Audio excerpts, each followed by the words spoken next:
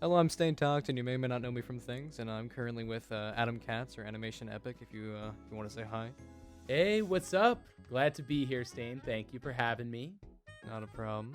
All right. If you want to introduce yourself fully, if you want to give like a little rundown for those who Man. don't know, Well, you gave me a pretty good introduction. You got my name in there.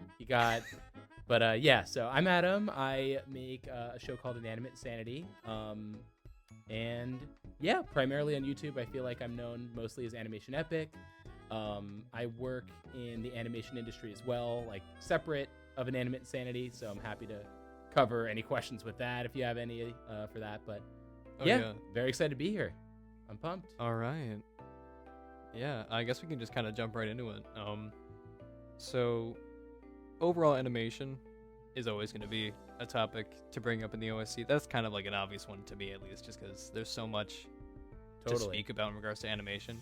Because I'll even ask like the same questions with people sometimes, just like mainly in regards to fatigue, because I know animation can be like a really grueling process.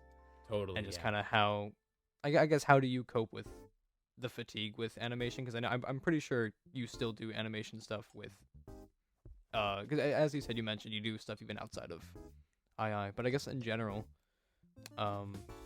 what is your kind of, yeah. Yeah, I mean, and I probably learned a little bit more about this more recently with Inanimate Insanity Invitational because, I mean, obviously earlier in the day, like season 1 of the show, I had done all the animation myself up until I think episode 7 was when we started having a little extra help in that department. But with Invitational for the first few episodes, I was really contributing all of my full time to II at that point. So I had animated the majority of it myself and definitely was feeling it more then than I am now, thankfully. But yeah, I think with burnout, it's like, it's going to plague everyone. I think number one thing is like, ultimately, if you're taking on, an assignment, take the responsibility. It's like you signed up for it. You got to get it done, right? That's the big thing. So it's like, okay, how do I get there? How do I get to the end?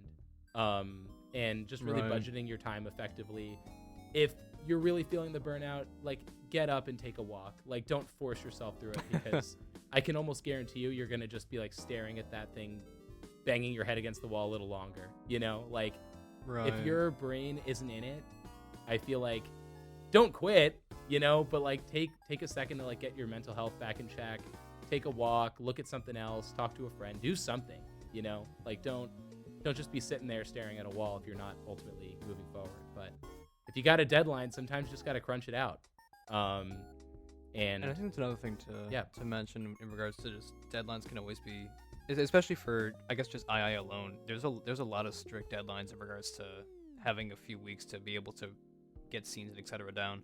Sure. And I know those are obviously an effect for the people working on it, but do you like kind of budget yourself to do the same thing, follow your own like guideline? I'm assuming you are, because episodes are actually being released. Yeah, I mean, ultimately, too, when you're in a leadership position, if you're not even following your own deadlines, that's not portraying a very good message to your team, right? Of like, entirely. Even the leader's not following. So you do want to set a good example. So not only, sticking to the deadlines, but also being able to share your work with the team and say, hey, I mean, if you have thoughts, like, let me know. Like, trying to keep it collaborative. But yeah, look, I mean, I'm not... I don't want to name names, but there was someone in the animation industry who's very well known who I had once give a talk on burnout, and they just claimed like, "Oh, I've never experienced that before. I feel like that's a mindset problem," and I feel like that's incredibly annoying. Like that's not true. No, yeah, that's and it's someone who's like very well known in the industry that like really, it's unfortunate that they're portraying like a very false narrative there.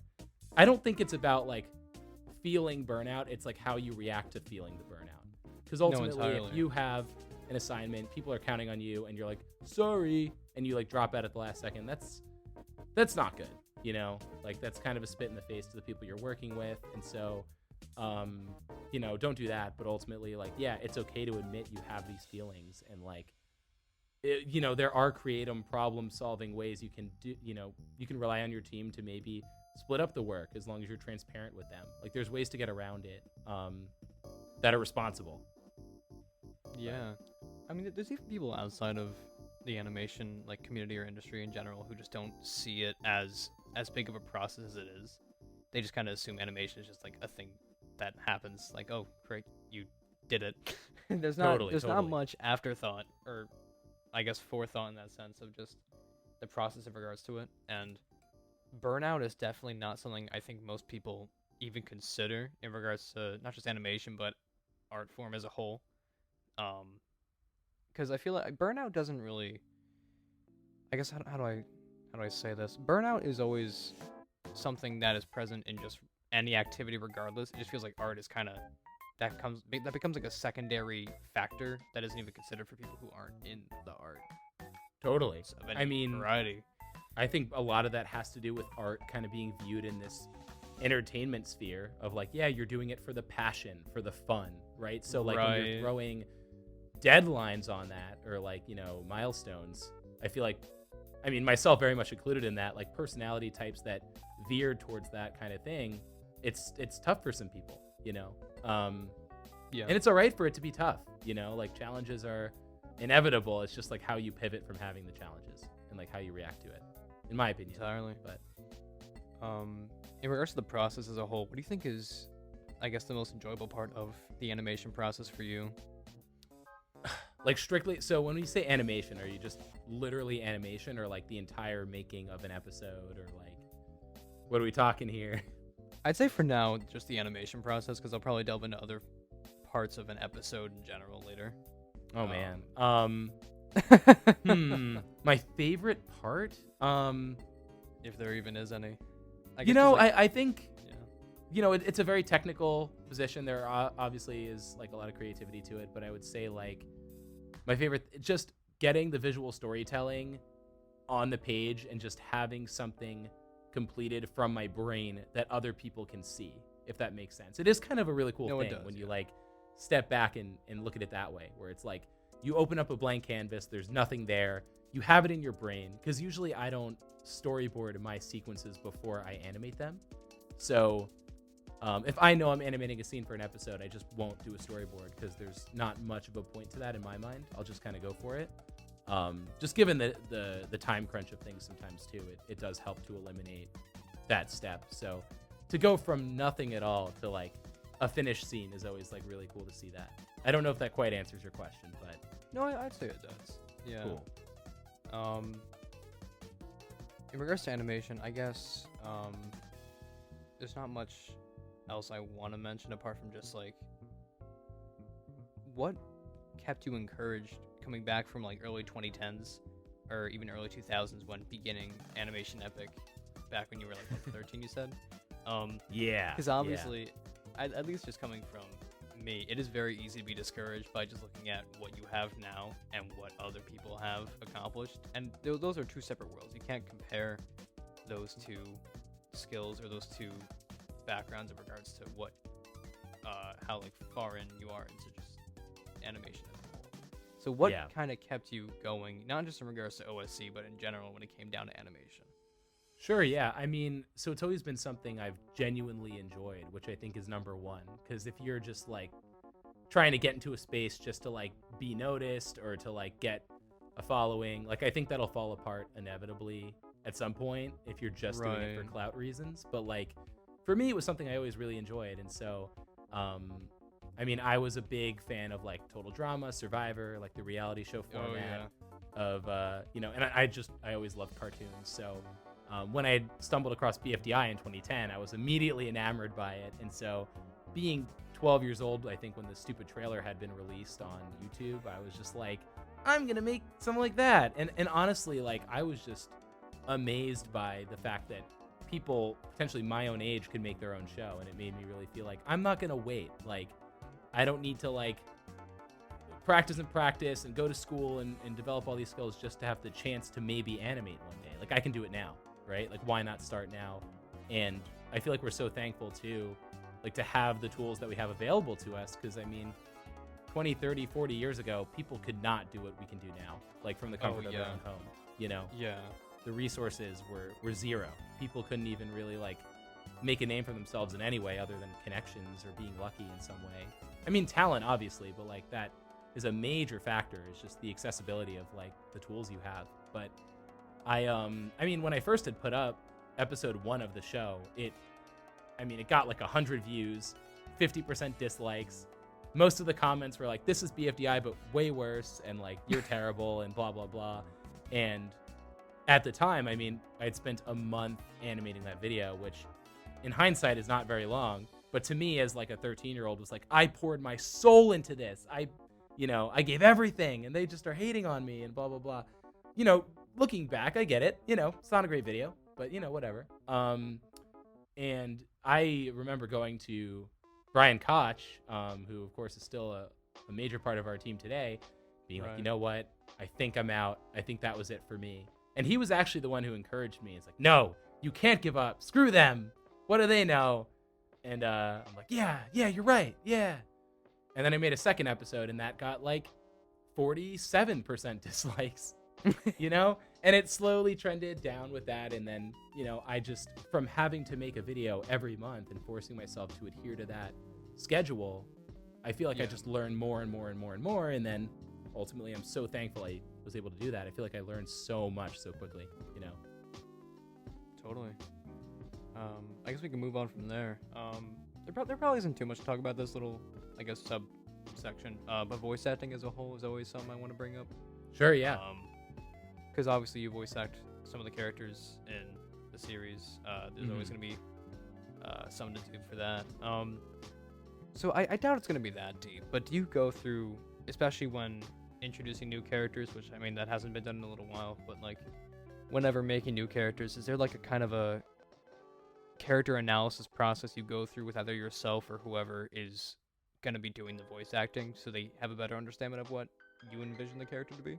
Yeah, I mean, ultimately, it's like you write down like a character description of like the kind of voice you're going for, and I mean, it depends who's writing that particular episode, but like in the case of like my mind's going to like episode 9 with Saber Spark, right? Like the concept was very much like this character who's like very knowledgeable on the animation industry, should probably have a professor-like nature to him, and immediately like I had thought of Saber Spark being a really good fit there. And so part of it is, do you have casting options in mind off the bat based on like the archetype you're trying to fill? So like that always helps. And then if not, really making it clear, okay, this character has, these kinds of skills, opening up the audition potentially, and just kind of hearing different options out if you have the opportunity to, have those at your disposal. Or I shouldn't say at your disposal. That sounds terrible. Available. Grab your you. Local Saber Spark. Yeah, your local Saber. No, I mean, and thanks to Saber Spark was amazing. I think he did such a great job fulfilling that role too. But thankfully, it really hit the nail on the head of what we were looking for from that role, which is great. But this is a question I always like determining with people, where I see two different views whenever people voice act, or just acting in general, which is either fitting the character around their own personality, or vice versa, fitting their personality into the character. What do you generally see yourself doing whenever doing whenever voice acting characters in II? Oh, that's good. So fitting the personality into the character, or fitting the character into the personality? It seems a bit confusing, but when you think about it, that those are two completely different, I guess, approaches to voice acting or acting in general. Yeah, I get that. I think a very large part of the character is the voice, ultimately. So I feel like you have to kind of go with the personality first. Because I think that's a really good jumping off point, and then ultimately, like, the voice will really lend itself to developing the character. Like, when I think of, like, SpongeBob, right? Like, Tom Kenny as the voice, that is such a large part of the character, where like what's written on the page is not going to give you the full picture of who SpongeBob is. You need to hear it, and having listened to Tom Kenny, in the flesh, he's probably one of the most talented people you'll ever meet in your life, just in terms of being able to cover so much ground there. It's pretty insane. Yeah. All right. I don't think there really is anything else to mention like voice acting wise, unless you got an idea there. But nah, man, I'm good. I guess, and this kind of circles a little bit around back to what was mentioned before in regards to like old II, and how like you were the first person, to my knowledge, to really go off the deep end, kind of copy, or not copy, but make a I mean, not copy. by It's the not copy. way- It's No.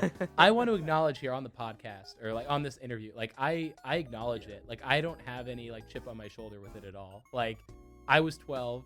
I was like, I'm gonna make that, but my own, and like did that, and Right. like it's insane, and it's amazing that it spawned such an amazing thing for like so many young people to learn how to animate.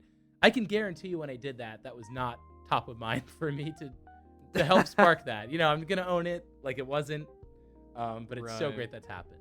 You know, But like making a parody of anything is obviously like you were the first person that I'm aware of, unless I really just didn't research that much into OSC stuff, that was able to successfully make a parody of BFDI.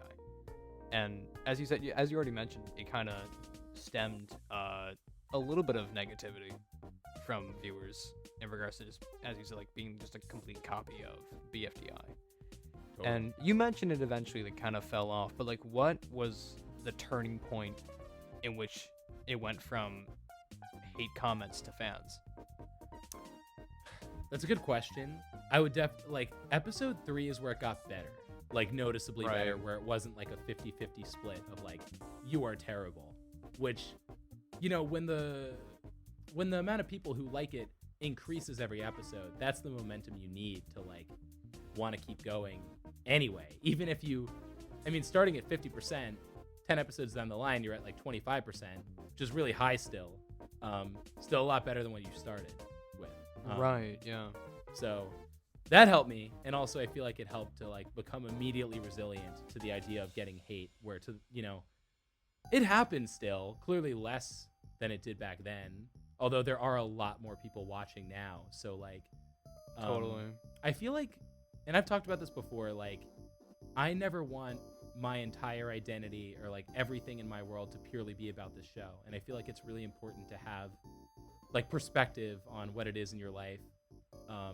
So I've tried to keep like a healthy distance, you know, just for my own sanity. So if someone does come at me like, hey, this show sucks. Also, you suck too, by the way. Like, it doesn't destroy me. It's just kind of like, eh. Like, Yeah. I don't know this person. It's fine. They're going to say what they're going to say. They're allowed to say I suck, you know? If that's their opinion, that is their opinion. It is totally cool. Plus, with a fan base of primarily younger people, I don't want to say it's inevitable, but someone's gonna do something. Yeah, like I was pretty terrible when I was 13, so I understand it, you know. the terrible teens. Oh, No, big time. I can't say that I'm still a teenager. It doesn't really count on my end. I don't think. I'm allowed to now say you don't those have an words. excuse to be terrible. Now you just have to be good because you Crap. Damn it. sucks. That sucks. Yeah. All right. I guess going from there, you have a lot of people in your real life who take part in Anime Insanity, which is something that I feel Yeah. like is obviously present in some bigger shows, but in your sake, I think it's actually to a larger extent. Because you can look at most object shows, I don't really see most shows having some voice actors being their parents. So I guess going in from there, how did you get so many people in your real life to be on board in whatever process they choose to assist with? Totally. I mean, II? that's a good question. I mean, I'll go back. So, and this is a fun fact for people. Episode 3 of season 3 is the first episode actually to have my entire immediate family in one episode, which is funny. So that's both my parents and my sister and me, which is pretty funny. What did your sister do? My for, sister did a cameo as this like paparazzi camera character. That popped in like towards the beginning, like in the first act of the episode, and then my dad is Me Phone 4 in every episode, Right. And then my And mom your mother was is Tea Kettle Tea Kettle? in Yeah. season 3, and she was also been in other episodes. I feel like so it all started with obviously accessibility. When I had started the show, did not have access to a lot of the online amount of people that are available in the community now. So, I mean, even looking at the original, like, BFDI, right? Like, all of the characters were Carrie and Michael because there was no community of people really surrounding it at that time to pick from who would be like, oh my god, I need to be on the show. Right, that makes sense. To my knowledge, actually, about BFDI, I think I'm the first person besides Michael and Carrie to be a voice on BFDI. I could be wrong about that, but I'm pretty sure that's true. I gotta think. I mean, yeah, because of Nickel. Yeah, I think I had like the "I'm gonna win" or "I just know I'm gonna win" or whatever I said in episode. Yeah, didn't you? I could be wrong, but in one of the in the episode when we were finding out who's gonna be like the debuter in Yes, BFDI, I think I it wanna was. say that was you. I want to say 16 or 17, something like that. Yeah. But and it's not just random. It's basically I was such a super fan that I created my own version of it, which is like the most nerdy super fan thing you can do. I mean, and B, like I was passionate enough about it to reach out and express that I wanted to, which at that time was probably not as common. And so when I had started Inanimate Insanity, I had none of that, probably way less than BFDI even did at that point. And we had Christian Potenza though. That was the big deal at that point. that is a big deal. Let's be honest. I still get asked that all the time, like, how the hell did that happen? And I will probably ask that question if you haven't already answered it. Yeah, I mean, I'll answer it now. Cool, yeah. Basically, when I was 12 or 13 years old, I was obviously a big Total Drama fan, and Christian Potenza had created his own YouTube channel where he was kind of going like behind the scenes, with some of the voice actors. And so I had reached out to him over YouTube, and he didn't know how old I was or anything, but I was like, hey, I love your channel. Your channel looks like pretty bad, like graphics wise, like you have nothing on it. Which again is such like a 13-year-old thing to do. Like, your channel's bad. Let me, the 13-year-old, like fix your channel. I have but come he to was save like, the day. yeah, dude, bro, like, go for it, man. And I'm like, oh my god, here's my ticket. And I like created all these like Photoshop graphics, which, I mean, for a 13-year-old, especially back then, I feel like I was pretty damn okay. Like, I spruced it up a bit, made a little background for him, and he was like, yeah, awesome, this is sick, man. And like we started to have a little bit of dialogue, and so when I was making this show, he already knew, like, hey, this guy can do some graphics. He's not like talking out of his butt. Like, he might actually make something interesting. So he's like, yeah, I'll be your host with the most. And I'm doing probably the worst Chris McLean you can possibly do. It's fine. This is enjoyable regardless. I'm gonna roll with it. So he did the first episode, and then I was like, okay, so episode 2, here's the script. And he's like, whoa. Like, I only signed up for one episode. I'm not doing this every few weeks. And me being 13, I like started crying, like, oh, no, whatever. And my dad is like, oh, don't cry, Adam. Like, I'll do the voice, and it'll be just as good. And I'm like, no, it's gonna be so bad. Like, you're so terrible. And he's like, no, I'm not. Like, and it became a mission. He had to prove that he was a good voice actor. And then from that point on, so he joined episode 2, and like he was as good as I was at that point. Like, we both were pretty bad. Like, I don't really know what else to add to it other than, like, everything in the show, it just improved over time to the point where I think like this most recent episode that we put out was maybe one of his best performances he's ever done. Right. Yeah. Yeah. This is kind of a dumb question. But because I remember in I want to say it was II season 2 in the episode where they kind of just had like time traveling. Yeah. I remember there was kind of like it was like a take 2 recording of Christian Potenza. I guess he was doing a second take of whatever line you guys had. Is there still like a little bit of recording left that hasn't been used in an episode, or has all the audio material just been put in somewhere throughout the series? That's a good question. I think most of it has, clearly, but there were, when he had said take 2, that wasn't performing. He had literally like hit record. No, yeah, I assume so. It was legitimate, authentic, like take 2. Like, that's why it sounded really subtle. And right. That was a really cool thing to have at that point. Very authentic and cool to use. If I have the file, maybe it'll be cool to just throw that online, but I never like to, without the actor's consent, like throw anything out there, obviously. Right. It's, like, not cool, but And I haven't talked to Christian Potenza in quite a long time, but no, yeah, I can't wait for the random comment being like, oh, is he gonna be in season 3 for this? Man, I mean, Christian, if you're watching, I'm always down for you to come back. So you let me know. Like, happy to have you on in some capacity. Yeah. But yeah, I know he's doing some pretty. I'm sure he's on the new Total Drama they're making now. Oh, that's he pretty absolutely exciting. is. Yeah. Didn't they release the cast for that recently? I want to say. Yeah, Like, pretty. like the I saw cast of something. the characters specifically.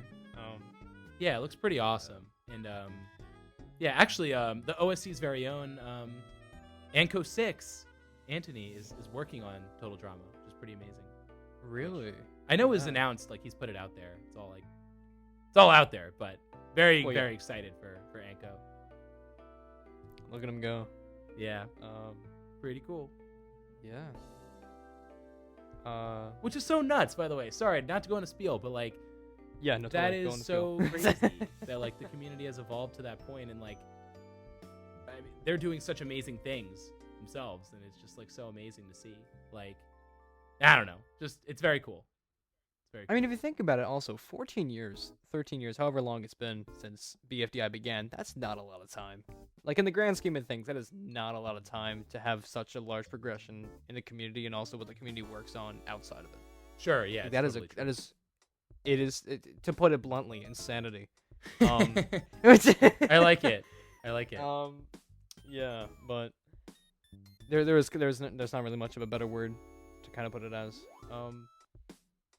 I guess from here, I'm trying to think. This isn't really OSC related. I think it's tangential to OSC, but I remember you partaking in TWOW.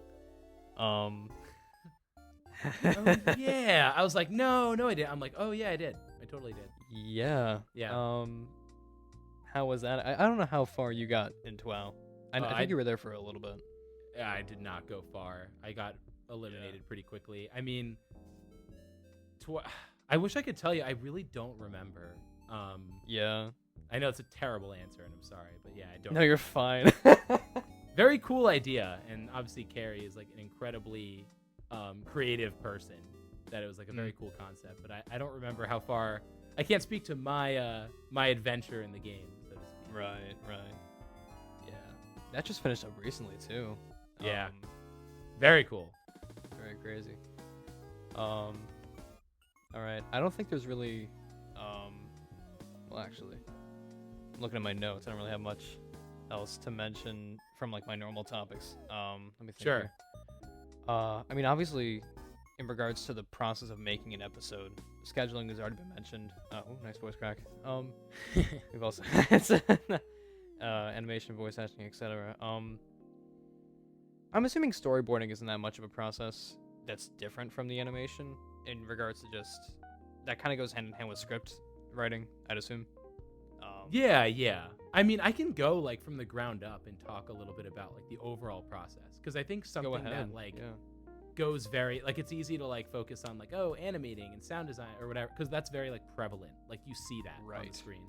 But a lot of like the most difficult part that people don't talk about is just like the production management of it, like organizing people, and that's really difficult. And there's a lot of nuance to it, and it's something I think I've probably improved at the most over the course of the show more than anything, because I don't have an ego about my artistic skills. I'm not the greatest artist in the world, and I will happily admit it. I think that's not where my strengths lie the most. But one thing I've really learned is like team building and hopefully trying to make everyone feel comfortable working on the show.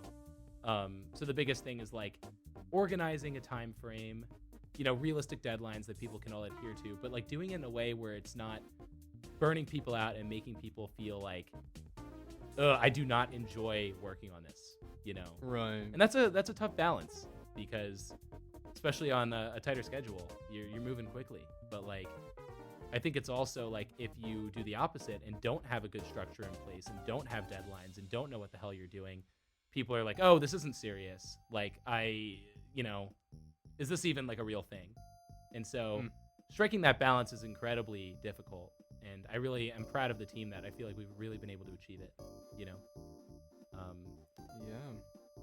Clearly not about storyboarding at all, but storyboarding, Well, no, I mean, it worked. Yeah. I like it. Don't really. I think it's cool. I really like, it's very similar to animation where you're just like getting it from your brain onto a page, and it is very cool to see sequences that I storyboard be animated by someone else. Like it's a really, really cool thing to see how they interpret my drawings and like where they maybe want to creatively problem solve if I didn't include a certain gap in time that's in the audio, like how to pivot from there, because there is a lot of creative problem solving to that as well. Yeah. All right. Going from there, I'll probably touch on this for a little bit, just because I don't know, obviously, what's going on in the world of Adam Katz. And this is probably a question you've been asked, just exclusively, repeatedly, about the current position of II2. I mean, you already mentioned a little bit of it when revealing Invitational, but I guess, is there anything else new to discuss about that, or not really much? Yeah, well, why don't I go back here? And I'm sorry, I keep like peeling the page back. I'm just so excited to be here. I am fine with that. I gotta unpack all of my emotional turmoil over this. I'd rather you talk more than less in regards to how the interview goes on. Fair, yeah. It's like, season 2, I don't know. So can we move on? No, so it looks, I mean, season 2, it's happening. Like, I know we've said it, and it's like, okay, it's happening, great. Like, but where the hell is it? Like, right.